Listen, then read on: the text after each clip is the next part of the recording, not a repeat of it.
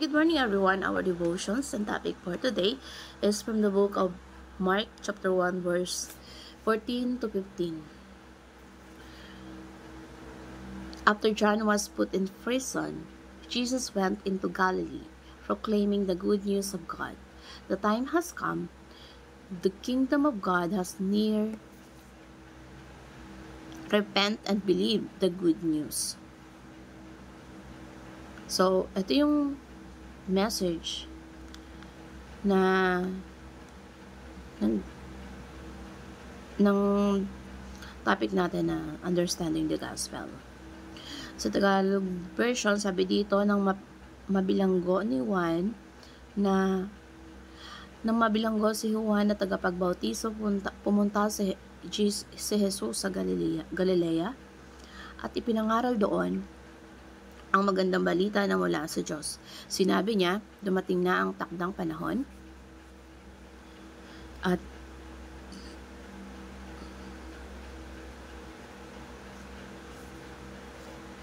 nawala.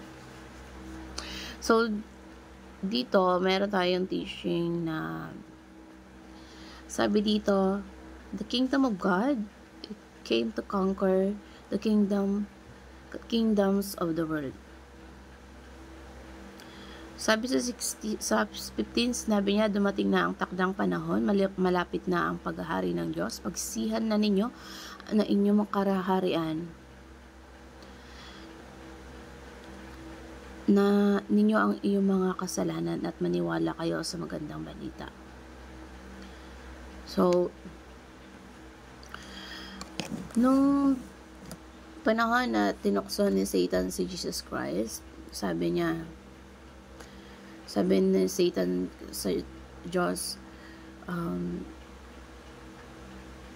mag-bow down daw siya para ibigay niya yung kaharian. Ibibigay niya lahat kung magpapatira pa siya at sasambahin niya si Satanas. At sabi ng Diyos, hindi pwede. Kasi ang magbibigay ng kaharian sa kanya kundi ang Diyos lamang. Sabi ni Jesus Christ. So, ang Panginoong Jesucristo, kaya sabi niya sa mga tao, go disciple the nation. Kasi meron siyang kaharian na paparating at sinasabi doon na sasakupin niya ang lahat ng bansa at samsamin sa ilalim ng kapangyarihan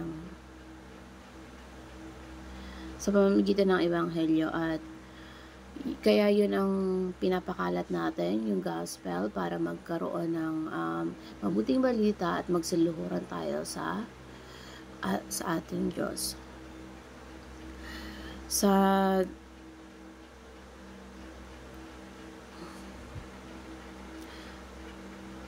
Ang lahat ng mga paghahari ay hindi ito pinagkaharian ng kaaway, kundi ang Diyos ang may-ari nito.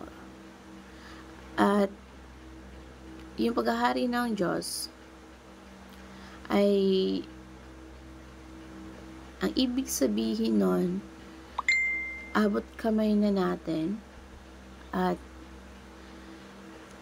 isang dipa na lang abot na natin yung kaharian ng Diyos. So, pagdating sabi nga sa Matthew, sabi doon, but it is by the Spirit of God that I drive out demons, then the kingdom of God has come upon you. So, our only proper response is repent and believe in the gospel. Sabi ni Jesus Christ, yung palatandaan, dumating na rito at ginagapi na ang mga kaaway, ginagapi na ang kapangyarihan ng Satanas, at handang-handa na para sakupin ang buong mundo ng kaharian ng Diyos. Pinapalayas ng Diyos ni Jesus Christ doon na sa pamamagitan ng kapangyarihan ng Diyos.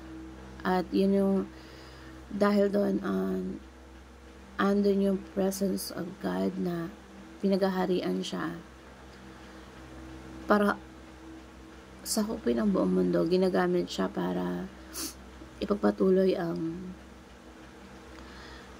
mga katuruan at para magkaroon tayo ng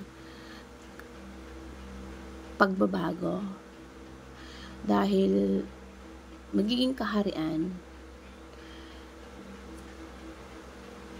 ng Diyos ang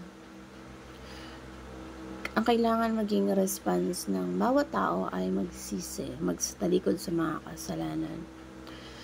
Yun yung tanging way kung paano panampalatayahan natin ang mabuting balita sa pagdating ng paghahari ng Diyos sa pamamagitan ni Jesus Christ. So, bilang Christians tayo ang maging way kung paano tayo magsisi tayo sa kasalanan, talikuran ng mga kasalanan para magkaroon ng transformation at magkaroon ng transformation sa pakikitungo sa pamilya, sa bawat isa, sa mga tao na sa paligid natin. Sa totoong nagsisisi at tumatalikod sa mga kasalanan. Yun yung way na magiging maayos ang sarili mo, to follow Jesus Christ and disciple the nation. Talikuran natin yung mga kasalanan, magpasakop tayo sa Diyos at